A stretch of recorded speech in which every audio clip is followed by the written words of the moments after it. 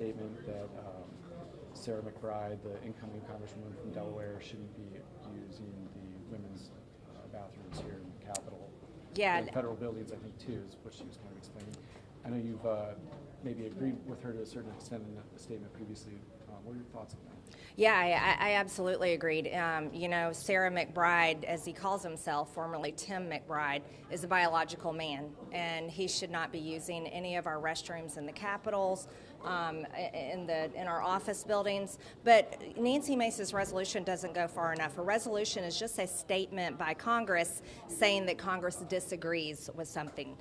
We need something more binding, and that's what I just brought up at the microphones there in our conference, is I directly asked Speaker Johnson what the men in our leadership are going to do about this, because this has to be stopped. America gave a mandate at this election and said not only are they sick of the open borders, the invasion, the out-of-control inflation, foreign wars, but they're sick of the trans ideology being shoved down our throats, and it's an attack on women and children all over the country. I don't think Nancy Mace's resolution does enough. I think we need to do more.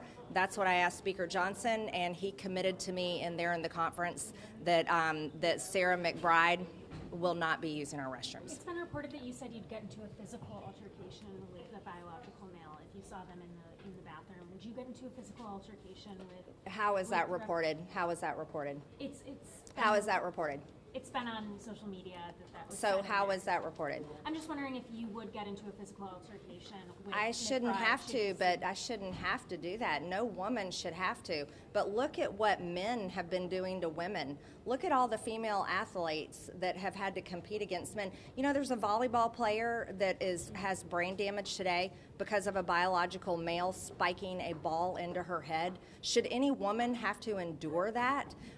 So if you're going to ask stupid questions like that, don't advocate for mentally ill men pretending to be women invading our spaces. You're a woman yourself, and you shouldn't accept predators in your bathrooms either.